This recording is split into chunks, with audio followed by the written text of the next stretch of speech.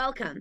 Today I'm going to be kind of running through the Site App Pro capabilities of reporting and also kind of the form building side behind that and how we can make our forms for health and safety really, really clean so that all our data that comes through from the team, once they kind of save all of that information, it's going to come through really nicely for you guys when you actually need to pull the reports you're going to send off to clients or to auditors or anyone else you need to be getting that data out to, even maybe just for yourself for trending and things like that. So first off, definitely jump into those kind of buttons for Q&A if you've got those questions burning already. We will get to a Q&A session within today's session, but pop them in now so that we can kind of start having them flow through. I know people get a little bit nervous about maybe messaging in, so just kind of start off that trend and we can kind of go from there. If you want to do it while I'm talking about the demo, go ahead. So it's kind of in the background and then we can get to it later. Awesome. So first of all, I just want to go through the kind of agenda of what we're going to go through today. So of course, we'll do a bit of a live demo about the reporting side of things and that form building aspect as well. I will go through a few kind of key reports people generally kind of pull, just so we can kind of go through those main ones that people are coming across, and it might kind of be something you come across as well that you want to do, and we'll dive more into that when we get into the demo. Then we've got our Q&A part. So like I was saying earlier, pop those questions in now, but you can also ask when we get to that as well. And then lastly, I've got some support and success resources that I can provide you guys, just some links to our video education center and things like that, so that you can then go and dive in a bit deeper, get those really juicy information that you need to kind of learn more about the system. Awesome. So first off, let's go into those kind of use cases that I was discussing earlier. So things like your pre-qualifications and audits are definitely going to be something we're needing to report on from Site App Pro. So we've got things like forms like JSAs, your SOPs will come through as like a resource more so. We've got emergency procedure forms, workplace inspection forms that we're going to want to see in your account so that we can start to pull the reports on them. So we'll definitely go through kind of those different forms we need. These are the ones we're going to want to build into the account or system, so that you can start having them pulled out for your pre-qual every kind of year. You might want to have like 2 use cases or examples of a specific form. I know that a lot of people for their pre-qualification have to do their JSA. They have to have 2 kind of examples, or they have to have 2 SOP resources that they've shown the team, and maybe they've got some more questions around that resource that the team viewed that the team have now answered, to say, okay, I understand that resource, I've read it, I get it, we're now using it really well. And just for anyone as well, SOP is just that safe operating procedure for the workplace. Cool. Then we have our incidents, near miss, and lost time injury reporting. So this is a really vital part of kind of extracted information we need to be getting. So I'll definitely show you kind of the reporting and trend analysis we can start capturing for this. And the main forms we're going to look at today are the site incident and injury form. This, I've actually added a lost time injury section too, so we can show that kind of form building side of how we can capture that lost time injury from our team. And then we've also got the near miss form there. That's just generally, obviously, when the team kind of come across something they nearly have happen, we need to be reporting that. A lot of the time, this is one of those ones that gets lost a little bit. So really pushing for the team to have those logged so that we can track, okay, when do we need to maybe look at the hazard list and what's coming up on certain sites? Or is this person coming across a near miss constantly and they're nearly getting hurt all the time? What's happening with their training and what's happening with their kind of daily working? So these are really going to be good to see those trends and be tracking that really. Lastly, we've got kind of training induction reporting. So of course, everyone does their induction when they get onto site, and we will have general training of competency. And you might even just be doing things like a normal quiz or a staff review form every maybe month or so, or 6 months. So those are the kind of forms we're going to see coming through for that training reporting. Awesome. There is another one as well, probably your engagement as well. I didn't put it here, but I think it is something that's important to just mention. But your engagement reporting is possible within Site App Pro as well. We want to get the team amongst it as much as possible and get that kind of culture up and living so that the team do go home safe at the end of the day. That's always our goal, right? So yes, engagement reporting is something we will definitely look into today as well. Awesome. So without further ado, I'm going to dive into my account and we're going to go through those different aspects of kind of, firstly, the form builder, so we can start getting that clean data coming through. So To the left-hand side here, you can see I've got our admin console, which is that kind of desktop computer version of the system. And in the right-hand side, I've just got our mobile view, just so you can see kind of how it works hand in hand. We might tic-tac between the two of them so you can see what kind of reporting we have in both. Awesome. So first off, I'm in our form section, and I've just got our site incident and injury register as our form we're going to look at firstly. So I'm going to dive into the builder aspect of this form. Now within this, because it's one of our most kind of important forms, we've got a few aspects we want to make sure are important or clean, so that when the team fill it out on the mobile, it gets saved with nice kind of spelling, and all that data is really similar across the team's kind of logs. And then when you go to pull it out, you can actually start to see the trends of how many people have had this injury, or how if this one person has come across that injury or multiple injuries a lot of times. And to do that, we want to make sure that the answers that the team provide within our form design here are actually going to have the same spelling, the same kind of no gaps or anything like that. So we want to avoid anything that is kind of free text, because a lot of the time the team will put a capital letter here, or they'll put maybe the first name and last name together without a space bar or something like that. So what we're going to do for the person's name, for example, I've got here in my form the person who's injured if it's a staff member, and the second question here is if it's a contractor, visitor, or just a member of public. Now, as you can see, the one that is public has short text. So this is the kind of answer type we want to avoid when we're getting really clean reporting, because we obviously want them to have their name preloaded, ready to go, and we know that they're going to just select it instead of typing it out. So that's what I've got in here for the staff list. So we can choose from here, and you've got that staff list select from answer type that we can start to pull on. Now, this is pulling from your teams and users tab. So once you've loaded in all your teams and users, whether they're a person with login or without, you can now kind of pull them into a drop-down list, and the team can select their own name. Or maybe I'm a manager and I'm doing this form for the person who is injured. I'm going to pop in here the person who is injured's name. Great. So we're going to have that to make sure that we're definitely having that pre-populated information ready to choose from. Now, another thing with this as well is we just want to make sure that the person who kind of was injured, the most important person, is to the top of the list as well, so that that staff list select from selects the kind of person we need to be acknowledging, and then that goes and logs against the person as well. So we can kind of see in their training history and things like that, certain forms will start to pull in to their history because they were the first person selected. Great. So that is the kind of staff option where we want to have the name automatically kind of listed out. There is also, of course, the one where we have to kind of tell them what the injury is. So for here, we've got type of injury or disease. Now, a lot of people usually use the answer type that is free text, because say the team's kind of broken their arm, they'll come in, they'll want to say, we broke our arm and this is what happened and whatever.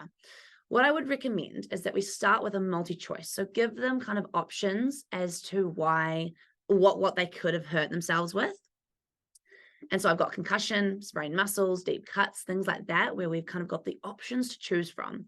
Of course, there might be ones that are over and above the list. So what we can do is add another question using the question box here after the options and say other, and then they can free text if they need to. And if you're finding that they have a lot of other options coming up where they're typing in something new, then what we can do is add that to the multi-choice option here by just going and clicking enter, and then adding in that next option instead. So that way we're kind of having it already typed out for them. They just have a drop-down list that they can choose from, and then it's nice and easy for you later down in the reporting side of things to kind of say, okay, we've had 5 dislocations of joints come through because they've all clicked this one button, rather than typing out dislocation of joint 5 different times in 5 different ways. So yeah, definitely have that kind of option there where they've got the multi-choice to kind of select from, so that you have that clean kind of typing coming through all the time. Awesome. If there are any other questions within that kind of incident form that you need really clean data on as well, I would recommend kind of trying to utilize these different multi-choice select options where they can actually have that already done for them rather than typing it out. So those are the only two examples I was using today, but you definitely might find other questions in this form or other forms that you want to have this similar kind of clean data coming through for. So have a look at your forms and think about those different multi-choice options you could put in instead of text. Awesome. Now I've also got certain kind of conditional sections within this form as well. So a conditional section is just this option here. And this is mainly used when you say, if this applies, then we're going to answer questions about it. And so what will happen is if the team click yes to that conditional question, they're going to then have questions drop down below it, such as the ones that are below the sections I've created. So I've got here a conditional section that says, was the incident the result of lost time injury? Now, this is where they're going to click yes if it has kind of resulted in that person being away from work for a certain amount of time. This might be a section maybe that said no initially, and it's just moved past, so those questions didn't pop up. But maybe later down the track, as a manager, I know, okay, Tom had some lost time injury on that injury, so I'm going to go find that form. I'm going to then open this up and actually answer yes instead for this conditional section. And that's going to then pop up this question down below. And I'm going to put in the numeric value of those kind of days that we've had that person lose time. And then what you'll see in that report is it now gets saved as a new instance, and you'll be able to go and find how many incidents had a lost time injury involved because we've clicked yes to the conditional section. And then you can even dive deeper and start to get those kinds of days, numbers, who it was, and things like that. Awesome. So definitely using those conditional sections is going to be helpful for aspects of a form that might need to be kind of touched on later, or maybe we kind of just want to open up a question if something applies. Awesome. So start to use that side of the form builder for those aspects. Now, lastly, I've also got is this one being investigated or reviewed? So similar to the lost time injury, we might have you come back to this form and check on it later to actually review it or assess it. So maybe you're looking at the month and you're going to pull through all of the incident forms for that month, and you want to go back into them and click, yes, I've checked this and reviewed it. So this is again a conditional section so that if this is applicable, you are reviewing it, you are investigating it, we're going to then go into the form and click yes. But initially, the team might just say, no, move past this question. We don't need to worry about it. So once you've clicked yes, this is going to then pop up a few questions. I've just given the example of like a name. Again, this is a staff list select from, so you can see who's reviewing most regularly. Then we're going to have the status of the investigation. So in here, I've got kind of maybe started, in progress, it's delayed, closed, cancelled, all those good things. Then from there, we've also got date of review. So that can be kind of already pre-populated, or you just have it not populated and you put the date in yourself. And lastly, we've got a signature option. So these are just the ones I've added, and you might not need all of those questions added into this conditional section, but these are just the examples I've provided. But yeah, definitely build it to suit what you guys need, what you actually do with your proper workflow and your process. But yeah, pop in those kind of questions and those conditional sections to add that logic and layering to your incident forms so that you have all the data in that one log, and you can then go and kind of report on it, get the analytics out of it later. Awesome. So that is our incident side of things. If you have any questions about that, please pop them through or get to them when we get to that Q&A part of things as well. Cool. Just going to save that one off so it's all ready to go for our reporting. Next one I'm going to look at is our kind of risk matrices and our risk assessment side of things. Now I've got a JSA, which I'll use as my example here. So a lot of you have your kind of task-based risk assessments, which is that JSA or TA. And then you've also got your things like your general site-wide risk assessments. So in our system, you can use the hazard board for the general site-wide risk assessments, which is great, but you also can build forms. So if you're going to use forms, they're going to pull through to the reporting. The hazard board has its kind of own little level of reporting. But for the JSA, I'm going to use that as the example today. So it's that task-based risk assessment that we're doing. Gosh, I haven't had my coffee yet. It's too hard to speak English today. All right, so we're going to edit this form here.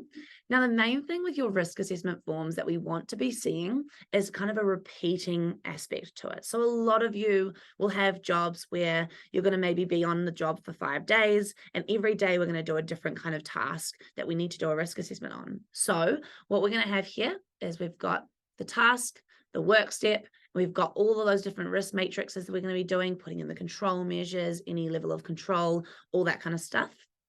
And then what this is in the header, I've allowed this to be multiple kind of providing of answers. So what this means is that any question that's below our header is going to be able to repeat as a section. So now we can kind of fill out these questions once. And at the bottom of that, it's going to say add new section in the form, and they can click on that and add the next step. So we might start with task 1, work step 1, and then in the same day, we're still doing the same task, but there's another work step we need to do a risk assessment on. So we'll add a new section, go task 1, work step 2, and do the risk matrix on that second work step. And then from there, we're going to have that generally kind of stay in the form. And then the next day, we're going to have the next task and the next work steps kind of added in. So we want to just build it up over time rather than kind of saving one form one day and then another day we've got the next TA form or JSA form. And in your reporting side of things, the end of the job, you have to compile them all together. So with this repeating aspect of the form, we can then allow us to have one form that we just pull out at the end of the job. So it's going to be way easier for you to kind of see it all in one place rather than having to find all the forms the team completed and put them all together. So it's really just kind of that saving of admin time for you guys, which is going to be a walk in the park then for your reporting. So definitely adding those aspects there is important. And in the actual mobile for the team, what that's going to look like, if I go and find our JSA TA form, is we have here task work set. We've got the first one, we've got those risk matrices being done, control measures and stuff like that. And then I'm going to click add new section. And that's going to be where we have our second option pop up. Of course, we have to fill out the first one first before we can add the new section. But yes, you'll be able to kind of keep building on it over time. Awesome. Now, additionally with this form, so that this kind of build up aspect works really well for you guys, we generally want to see those risk assessment forms pinned to the site. So just to give you a bit of an overview of the different functions of forms, we first have the scheduled forms, which are our rotational ones, and those are our to-do list where we can kind of see them kind of daily, weekly, or monthly. So they're kind of a fresh form that comes through every kind of rotation. So that's one we don't want to set this form to, but we also have the pinned form in this section as well. Now this at the bottom here, you can see is going to be more of a live living form. And this is where the JSA or the risk assessment forms are going to sit most likely. As you can see, I've got my JSA TA form here, and this here is pinned because we want it to be there constantly. So over that 5 duration day job, we're going to have day 1, we'll fill it out, this JSA, if you can click into it, you can see I've already got my task done. This is the first step. I've finished that first aspect, and then I'm going to add my new section on day 2. So then we can open it up and add the second option. And this will just build up every single day because that form is live and living. It's going to be there throughout the duration of all jobs for all of the team to look in and add to. Awesome. If you have any questions about the functionality of how these forms come up, please pop them through and we can kind of go through them a little bit more in those different levels of where we want to add them so that they show up in the right way for the team. Awesome. Great, so that is where it's going to look for the team, and this is the design we want to be setting with that kind of repeating aspect so that the team slowly build on it over time. Cool. All right, let's save that one off. That is all ready to go. Now, the last ones I wanted to mention as well is your training side of things. So things like your quizzes, your competency registers, all that kind of stuff. So let's go with the competency register as our example first. There we go. So this here you can see is under the form type of staff training. If I edit that form, it's also got that training category assigned to it. That is a key point of the form design that you guys want to be seeing within those training forms, mainly because that will then pull through to the right places for training history of certain users and things like that. So definitely making sure that we've got that training category selected for your custom forms is important, or that you've got those ones that are kind of our set training forms as well. Awesome. All right. So form design wise as well, I just want to mention here that we want to kind of make sure that the person who's selected first is the one that this training log is going to be kind of attached to. So some people we've found have kind of put maybe whoever's checking or doing this competency register, maybe it's like a foreman, and they've put their name as the staff select first. But we actually want to see the staff member who is being kind of checked for competency as the first selection we make. That means that that kind of competency register will be saved against that kind of person's name instead of the foreman. So make sure first you've got the employee name as the first staff select from you have to choose from. And then maybe at the bottom have the foreman or whoever's kind of signing off on this competency register as the last person to be signed off. So you can see now I've got at the bottom, competency was assessed by whoever from the staff. So that way, the most important person who we're kind of doing this register of is going to be at the very top. They're the first person we select. It gets assigned to them in their training history. Awesome. And then from there, you're just going to go and build in your questions. So we can have whatever kind of question you need. You can start to pull things like resources into this section if you've got certain qualifications or stuff you need to show within this form. And then also even with that, we can start to use conditional sections if there's specific maybe training or competency that certain people might need within the teams, whereas others might not need it. We can have a conditional section saying, does this person need this kind of competency logged? And you'd say yes, and then we'd have the questions that relate to that show up underneath it. So definitely start to use things like that conditional section within the form builder, and then also start to use things like resources to be pulled in. So you can kind of have in here, actually we've got a multi-choice for that one, but let's do, which one do I want to do it on? Maybe we'll just change so this one's here as an image. So we upload that kind of image if you need to take a photo of it. But what I want to do is maybe put the resource in. So we can have resources select from, and you might upload that resource to the system already in here. And then we can choose from that resource to pull it into this form if we need to. Resource select from is the answer type we want to use because that has a drop-down list of the resources you've already uploaded, and then you can choose from them to make sure it's in this form for this person. We do also have the selected resource one, which is one that you can kind of pre-select for this form, but generally you'd want to have it kind of choose from the list because it'll be more specific to a user. Awesome. All right. Now that is kind of the gist of your competency register, so we'll save that one off. And I just want to go through the aspect of quizzes. Now with quizzes, they're a little bit different when you want to build them. They're not like the other forms where they have lots of different answer types like signature captures and adding images and all that kind of good stuff. Quizzes are a little bit simpler because generally we want them to kind of be testing our team. So what we can do is go into the plus button here, and you're going to click on this button where it says this form is to be used as a quiz. So when we do that, we can name it, we can put the category of training to it because we're going to want to train the team. And then from there, you're going to start to build in a question. And those answer types options will be yes, no, or multi-choice so that you guys can start to get a really simple option. We'll click yes, maybe, and the correct answer will be yes.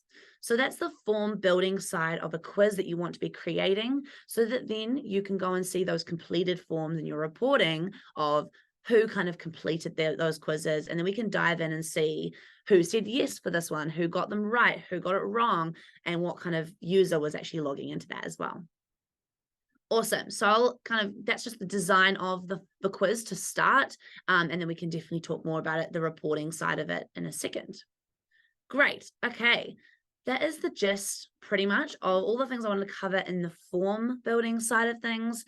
So just to recap, we mainly want to be seeing things like staff list select from answer types and multi-choices because we want them to have kind of written out lists that the team can choose from rather than having to type it out, because we're going to see discrepancies showing up in that case where they're going to type things differently to each other, and that's going to not come through to our reporting as cleanly. So this is where we really want to see clean data entry from the team.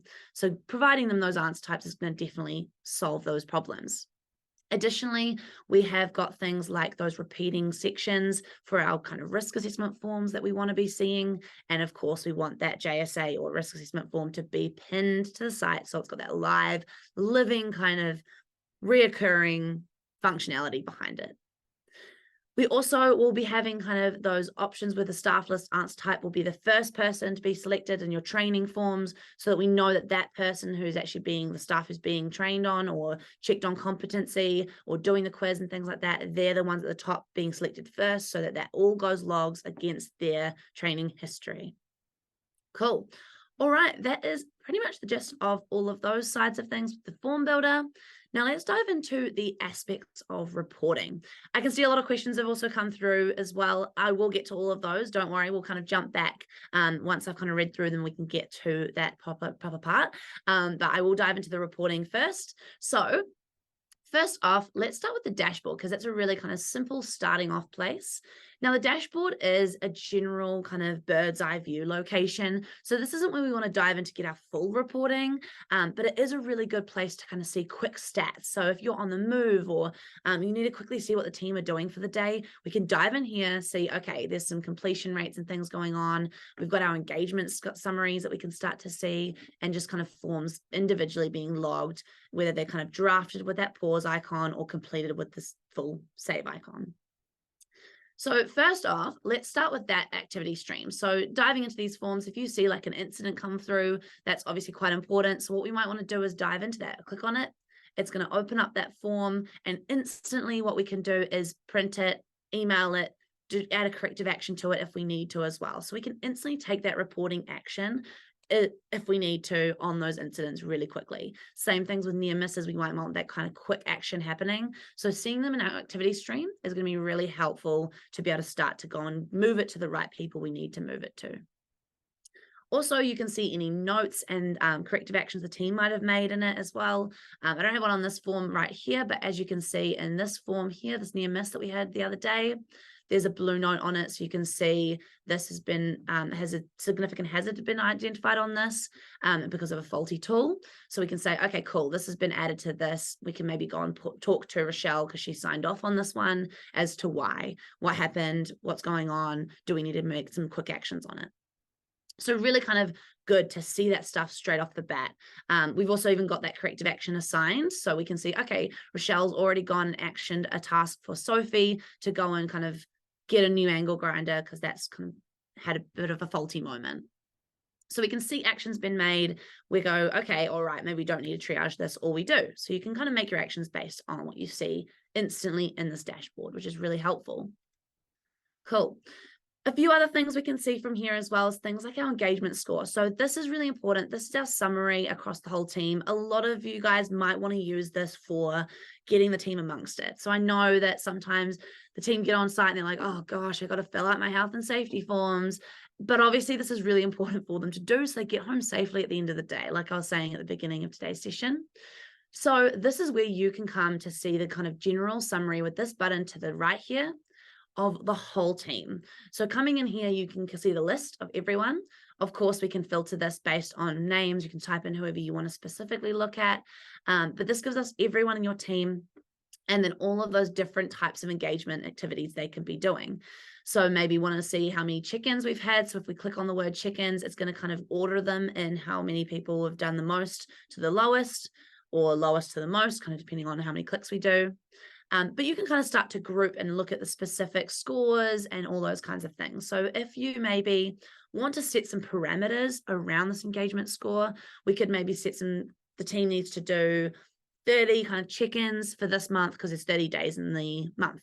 So we're going to set that KPI and check kind of every day, or maybe at the end of the month, you'll pull this report and you can kind of see, okay, we've got Kale's done enough for this month, so he's doing well, he's going to get the prize. And that's a really good way to get your team kind of getting competitive with each other and saying, okay, I want to win that prize next month, so I'm going to make sure I'm checking in enough. And they can also check in on themselves as well, of course. So in the home screen of the mobile, we can jump in here and say, okay, what's my engagement? And I'll jump in here and say, yep, cool, I've got 2 check-ins for this month. Considering it's now the 29th of November, that's probably not good. So I'll go, okay, I guess I'm not going to win this month, but maybe next month I'm really going to push hard to get that engagement up. Cool. So that is the gist of your report. And to export that, we're going to then go into this icon here, and that'll just give you a CSV table similar to what you're seeing already. So that's really good to kind of be able to then export and send off to people. If you want to say, show the team, you could even just have this screen up on your Site App Pro account and say, okay, this is our engagement score team. This is what I'm seeing, just so you guys know that this is what I can visualize on my end.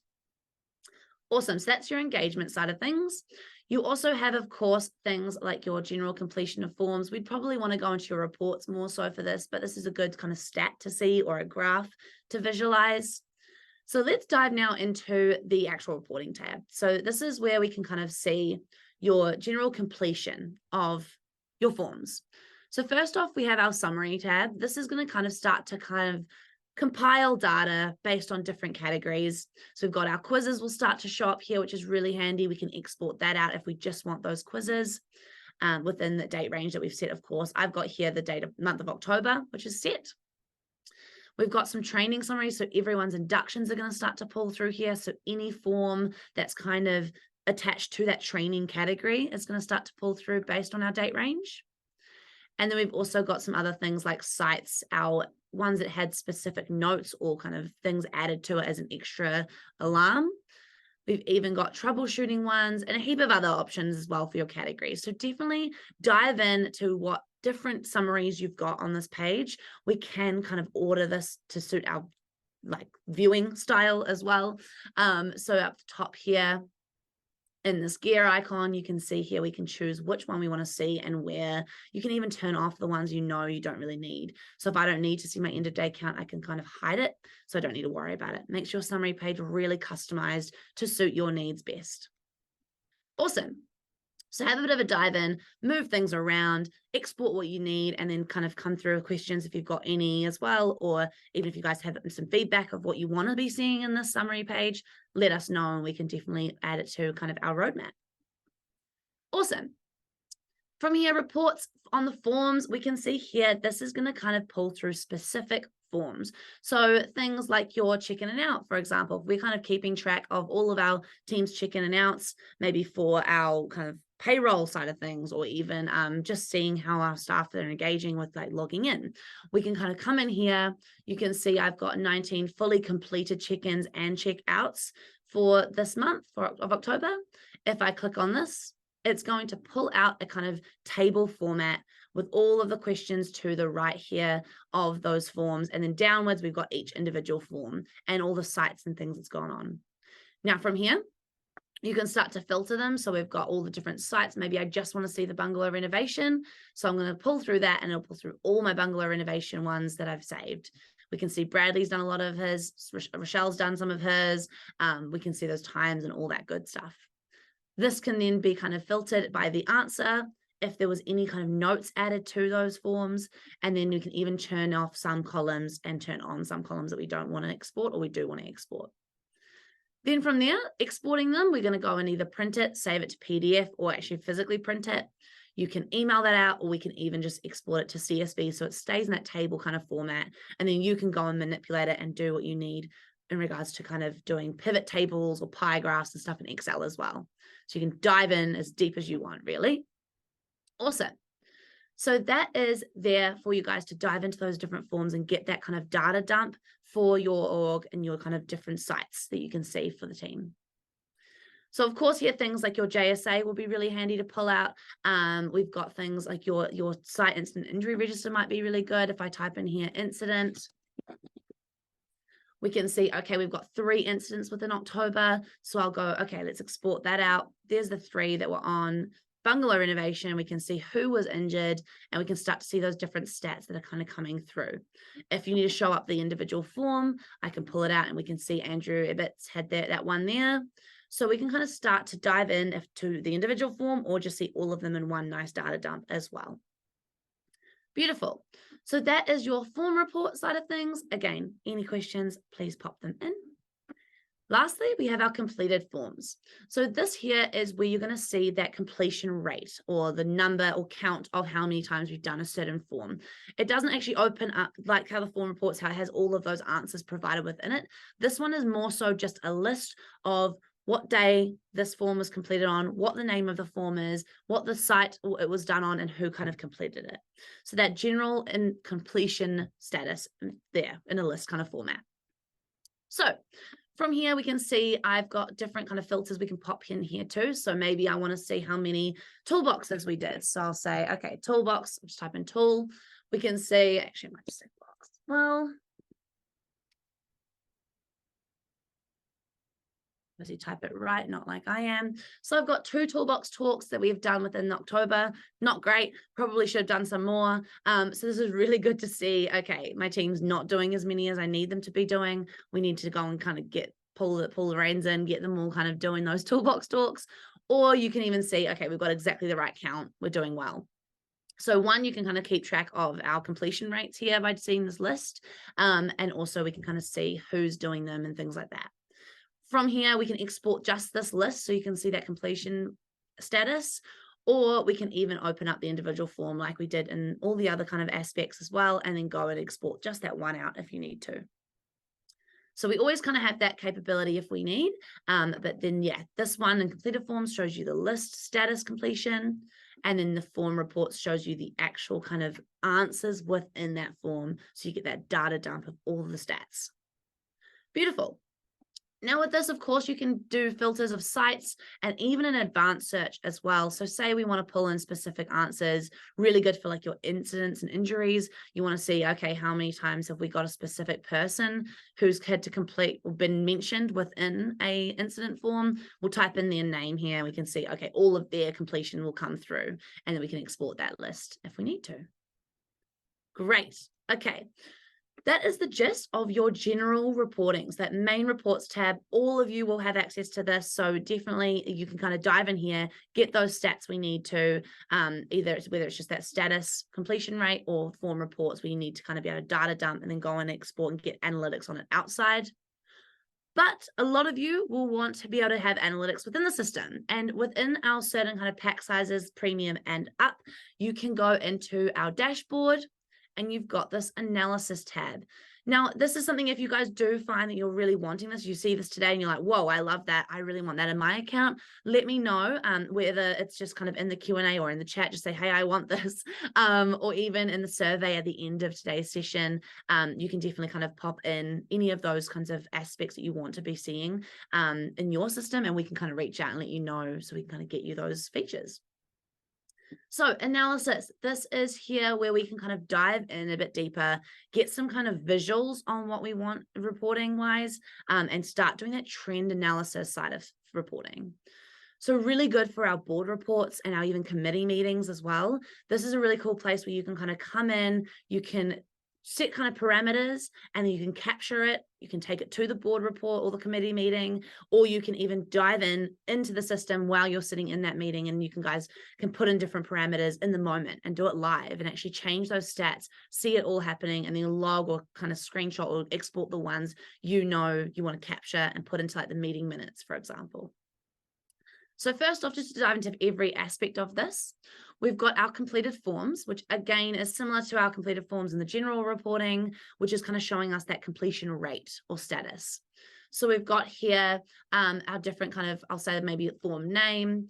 We can see all those different kind of forms we've got. We might filter it down to just the JSAs. So we can see, okay, JSAs, we've got 1 of them in October. We've got 2 of them that were done in November. So that's really cool to see what's kind of coming through date-wise or month-wise. And we can even go and drill this down and maybe go, okay, what sites did these happen on? So they all happened on the bungalow renovation, but maybe if we had more sites that we've completed that on, we can see those list up below and you can start to see the count. So we had 2, both of them were on bungalow, maybe 1, if we had 2 different sites, we could have had 1 on bungalow, 1 on the Bush Road job. So we'll see those different stats. We can start to dive in a little bit deeper. We can even change whether we want to see it based on the weeks or the days as well for those stats. And then you can also change if we want it to be a column, curve, a line, all those different kind of visuals you might want to capture. Now, once you've kind of dived in, you've got those different filters and those drill downs that you want to be capturing, we're then going to be able to export it to CSV if you need as well. So say, okay, I've gone in and I've specifically said I want to see the JSA and what sites we're going to have those on. and now I want this data exported. So I'll click and export this data. If you just want to see this rate of how many kind of JSAs we had across all sites, then we can go and export that data. So kind of at whatever stage you're finding you have drilled down to, just start to export it based on what you want to capture. And then that will go into a data dump of CSV kind of format, table format, where you can start to kind of manipulate it or change it if you need to as well. Awesome. This is also going to be based on kind of, we can pull through different months if you want like the whole year, for example. A lot of you might want to see the analytics across this kind of financial year or last 12 months or custom even as well. So definitely start to adjust those date ranges to suit what you're trying to capture for trending. Beautiful. Now, the completion can also be seen in a table format. So this is where we can start to see, similar to what we had in the form report side of things, that completion aspect in a list format. So just a bit of a different view. Similar kind of situation though in regards to searching, we'll put into different filters. You can even choose a different form category as well. So maybe you want specifically your training forms. So we'll pull through that and we can see all the inductions and all the quizzes and all those training aspects we wanted to have completed within the last 3 months. Export that list and you're going to get that CSV data dump as well. Or alternatively, we can now open up that individual form like we can in those other reporting sides as well. Awesome. All right, so that is your completed forms tile or aspect of analysis. Moving down, we've got our answers tile. So this is where we can start to pull in, specifically your incidents. It's going to be really handy to kind of see within this. So usually we'll want to have things like your incident form and dive into, okay, what incidents are happening most on what sites? It's generally a good question most people want to know. So what we'll do here is we're going to go into select the form. We're going to maybe choose the site incident injury register with where is it? There we go. Site incident injury register. It's a word full. My goodness. We go in and choose which answer we want to pull out. So maybe I'm going to say, who is this happening for? So name, staff list select from. Oh, we don't actually have too many people there. Maybe I'll do the answer type. Where is it? Oh, there we go. That's why. Name a person injured. So we can see here that Nisha's been injured only once in November. That's actually a really good option there. We don't want to have too many people injured. So this is really good to see. Okay, just Nisha was hurt. And then what we can do from here is start to see, okay, what site or job was this actually done on instead? So I don't want to see who the person is. We're just going to say, okay, there was one person on Bush Road. But if I go back even, I can say, okay, Nisha was hurt, and we're going to filter down specifically to Nisha. Maybe if there were more people, we would be able to filter down to certain people. And we're going to go drill that down and then go and see, okay, what different kind of site was it on from here. So we can kind of start to drill down in certain ways we want to. And again, we can still kind of see different curves or lines or different aspects if we need to. So start to filter and play around with these different options here. And then when you're ready with that information or data you captured, we can export it and even go further and deeper if you need to in kind of Excel and things like that. Awesome. So that is the aspect of your answers option. And then down the bottom, we have our hazards side of things. This is another aspect that people love to kind of know a lot about, because we want to see what hazards are happening mainly on what sites, or what people are logging as the most important hazards on sites. So what's coming up a lot, really? So we can see here, okay, we've got different categories. We've got slip, trips, and falls. We've got site layout or environment as a problem, noise and vibration. And this is where they're kind of coming up on different months. So this is across all sites at this point in time, because we're just doing all of the hazard categories, and we can say, okay, what's the counts? We've got mobile equipment was most important. There was 2 of them that we kind of logged in for September. What about October? We had 3 environmental risks for all of our sites. So we can kind of see that, okay, that's important. Let's look into that. So environmental risk will be maybe the one I choose. Do that one, drill down. We can see, okay, there's the 3 that were in October, and we've got 2 that were in September. And then we might now want to know what sites or jobs that was on. So we know that we've got the environmental risks now on the office or internal site. And we've also got them on the bungalow renovation for October. And then we had it on Thames new builds and also the bush road job. So we can start to see, okay, these specific sites are coming across these a lot, and we can see based on the graph, this is trending for this site more, this one's coming up on this site more. So we might need to say, okay, these specific sites, we need to look at what in the environment is actually going wrong. So how can we change that? How can we fully eliminate that risk for the team completely? Awesome. So that is the gist of your hazards in regards to the completion rates and things like that, and seeing those different kind of graphs that we had earlier in the other ones as well. We have a little bit more detail with our hazards as well. We get a bit of a pie graph at the bottom to show you those amounts, or the kind of, ratio of what's showing up across all of your sites in regards to those hazard categories. So we know environmental risk is one of our highest counts. So that's something we're going to really have to focus on across all sites. We know we want to look at what is happening in the environment. But there's also a few other ones that are looking a bit big, like mobile equipment and plant. So what's happening with our tools? What's happening with our equipment that we need to kind of adjust or fix, because that's coming up as high count in ratio to all of our hazards. Awesome. You can even filter this by different kind of graphs if you want to see it differently, and also their status. So when we have those hazard boards being built, we've got kind of, this is live until a certain date. And what we can do is kind of adjust this to suit, okay, I only want to look at the ones that are actually active at the moment. This is what's happening. This is the information that's kind of current for the team. Ones that are kind of maybe going to end soon. So we know, okay, environmental risk, that's not too bad. There's 2 that are kind of coming up to finish, they're going to actually be solved. Same with our confined space explosive ones, that's only going to be for a certain time. And then also what's not live. So what are we kind of dealing with that is no longer a problem that we've dealt with already? We solved it, it's fixed, it's gone. So we know on a certain site that we've got the slip, strips and falls that has kind of been eliminated. Awesome.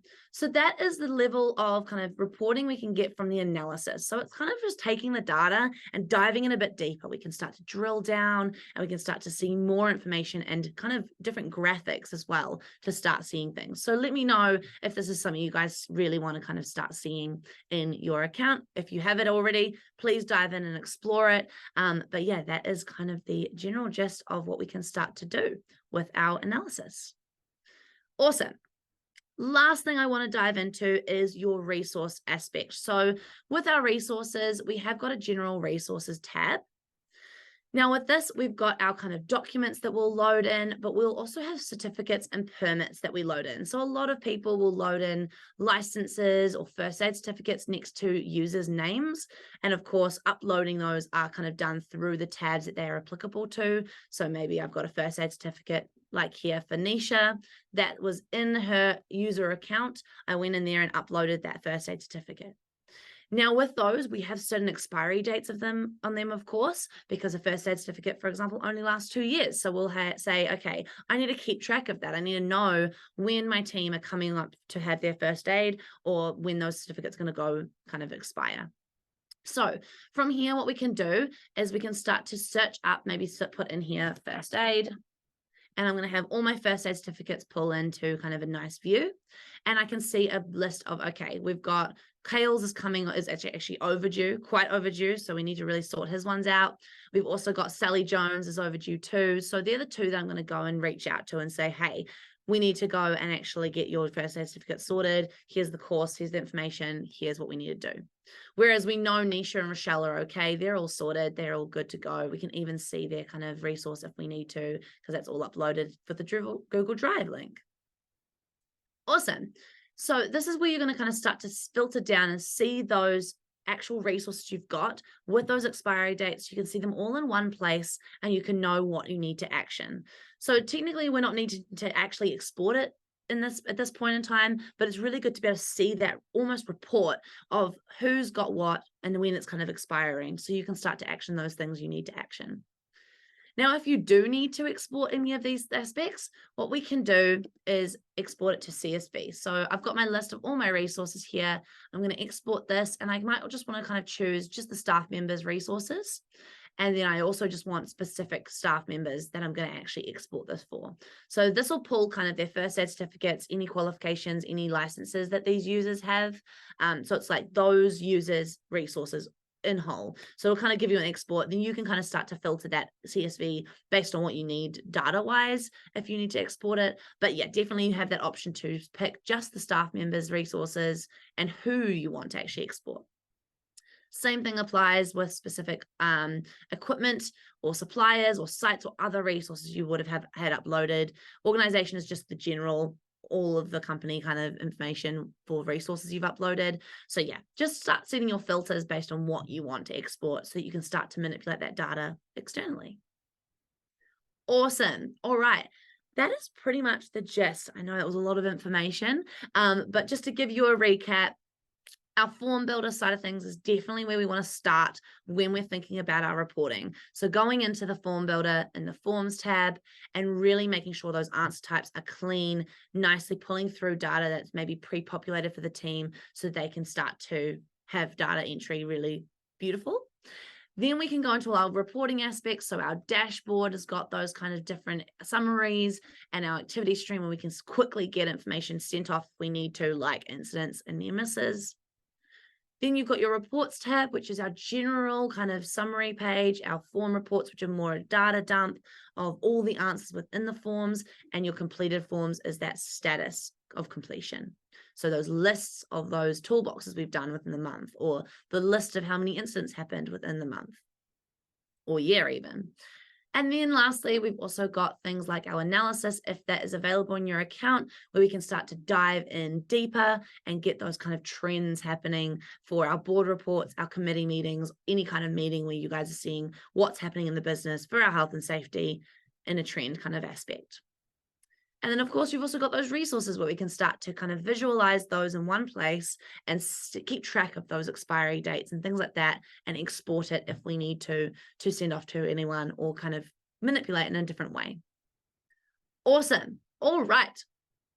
Now, with the mobile side of things, I do just want to quickly touch on the fact that your team can start to see a level of reporting as well.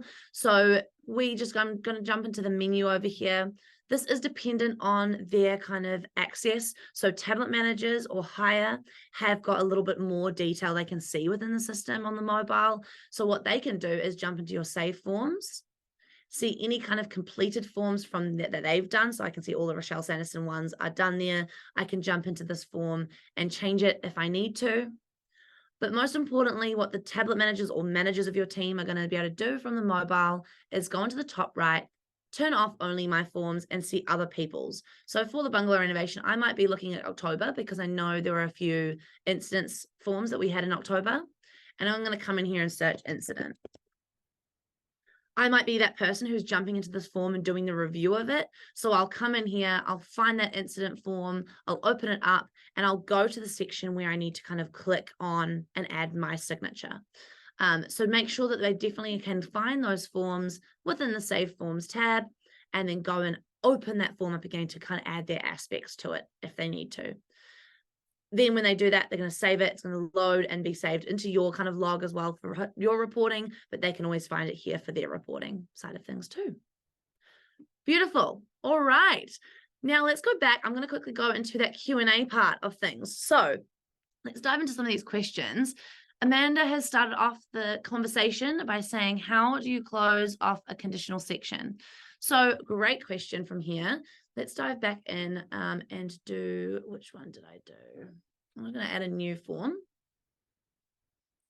And we'll use that site incident one, search for it.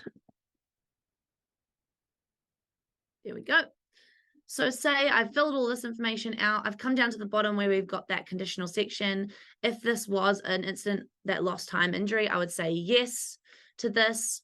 Now say if maybe we didn't actually need to answer that, I've accidentally clicked it and we need to close this off, I'm going to then just say no. So we can just kind of turn that off if we need to, and it just closes that section, moves past it. So when we went into the form builder side of things of that conditional section, I open that up and go down to our conditional section. Was the incident result of this? We made the answer to show if it says yes, and if we say no, then we have that close up. So it kind of gives you those options of when they say yes to this, it's going to open up those questions, and then the report will show those questions as well. And then if they say no, it'll just show like this, where it's got that kind of just the header and the answer within it. So those are our options there for closing it there, Amanda. Hope that kind of helps with that. Please send more questions if I didn't quite answer it. Haley has said, in regards to the JSA form being used across multiple days, can you run a history or changes who has interacted with the form? Yes, so with the history side of things, when we go into our reports here, we can see in our completed forms, if I search, I'm not sure if I actually have a history too much on them, but you can see in my JSAs here have the pin icon next to them because they've been pinned to the site. So we know, okay, they've actually been added and logged as a pinned form. So I'm going to open up that one, for example, on the bungalow renovation, and we can see kind of here, we've got times that people put things in. And if I put in the search bar, we can see, okay, this has got this person who logged it in on this kind of device on these days. We can see all the answers that they've saved. Then I might close that because it's quite a lot of information. Then what we can also do is see within here that first work step that person did. And then we can even see the second work step. So that's why we kind of repeat it with the JSA, so that we can see that history of the different steps, because we don't want the pinned form to be overridden. Every time someone writes a new thing on top of someone who was already written, it kind of removes that old one. So that's why we have that repeating section, to see that second work step come up in place and so on. So we can kind of keep scrolling to see each kind of aspect added in through that duration of time. And then you can see the times and logs of who kind of did it at what time and all that good stuff as well. Awesome. In regards to the audit history as well, there is a setting in My Business where you can go into here and we can start to use show audit history and answer times. So this kind of setting will start to have aspects where you can kind of turn off or on your audit history. And when you export it, it can show you that history within the export. So some forms will show you that, some of them won't. So just kind of have a look at which ones have the audit history there available for you. Awesome. All right. Let's have that one all answered. We're good. Haley asked another question. Can you show an example of what completing a multi-day JSA would look like? Yes. So in here, actually, I think I already had that example just before. Let's go back to that completed form. Here is it. Let's search JSA again. So in here, just to double check, just go over what Haley is exactly asking for. We're kind of finding, she wants to know how we can see those layers to it. So that's where we had that first work step laid in, and similar to the history question, Haley, you can kind of see that next step coming through underneath it. And then from there, we can kind of export it and kind of see that same format if we go into the PDF kind of export, or if we email it. So those are our options there. We're seeing those different work steps slowly build up. I've only got 2 kind of steps or 2 tasks coming up. But yeah, in this form, you can kind of see those 2, but you would over 5 days, for example, have 5 tasks or 5 different work steps coming through. Awesome. All right. Next question. Is the form for each competency example will be multiple, will need multiple forms? I'm just going to quickly repeat Richard's question here. Yes, okay, so he's asking, do we need kind of a different competency form for every user? So we're going to have like multiple of these forms. So with this competency form that I was talking about earlier, I can find my mouse there. Competency register. So this one here currently doesn't have a schedule set to it, and we wouldn't also want it to be pinned to the site either. So those are those different functions. We generally would want a competency form to be saved kind of one-off. Maybe if you are running all the competency registers, you would save an individual one for every kind of user. You could have it have repeating sections if you want all of the users to be in that one form, or all of them to be logged. It's just going to not kind of load to their history or their training history as well, because all of them will be in one form. Whereas if they all have their own individual competency register forms, you're going to then be able to have that saved to their training history under their username. Also, in your reporting side of things later down the track, you can start to filter the name and it'll pull through just their competency register form. So I would recommend, yes, doing multiple forms, for one for every single person. But within this, you definitely could utilize the conditional section if you want to put everyone in one, just to save yourself the hassle. But the settings of it would definitely be not scheduled, and we would just keep it ad hoc, so that we can kind of come to this ad hoc list and find the competency register by searching up competency and then kind of clicking on it and saving it for that person that we're logging. Another option as well with this, just to get really fancy with you, say you're an administrator. We've got some user groups that can be created. So that is just from my business where you start to build user groups. And the point of user groups is for a use case like this, where maybe I'm an administrator and I need to be doing the competency registers for my whole team. So every month I'll come into the system, I'll find the competency register form, and I'm the only one who's actually going to fill out that form. So I'll put that form into the admin or internal kind of user group, so that it filters down to just me, because I'm also been assigned to that user group, that admin internal user group.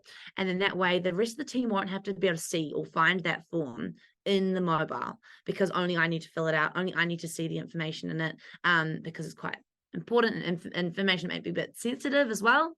So we can then have just the administrator fills it out and saves it. Awesome. So definitely use those user groups if you want kind of different filtering systems with it. Start using conditional sections if you want everyone in that form, one form to be saved, or we'll save that individual kind of form for each person to get that log and that history for reporting. So you've got options there for sure, Richard. I hope that kind of answered your question. Last one I've got here is from Amanda, and it says, what happens if you have multiple questions under that conditional section? Awesome question. So within those conditional sections, I'm just going to go back to that incident form.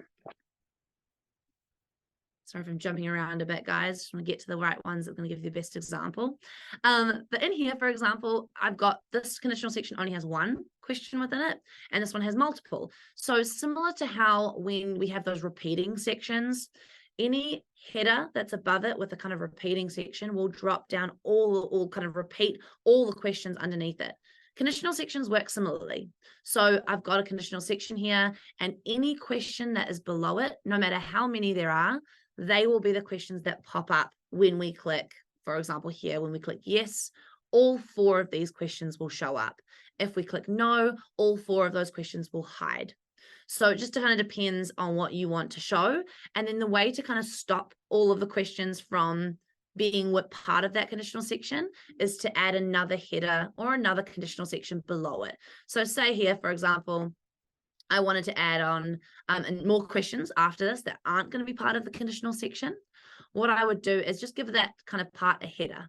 So close it off so it's got a kind of pocket, so we can see between this conditional section and this header that I've created here, these are the parts or questions that are going to be hidden or shown based on that conditional section. And then this is creating the header for the next part of my form. Hope that kind of made sense in regards to closing off those conditional sections and how many questions can be within it. Awesome. I'll quickly answer that one. Rich has come through with another one. Can you place a conditional section within a conditional section? Oh, he's getting intense with this one, full inception mode. No, the answer is no, because what we can do, the conditional sections kind of close off the old one.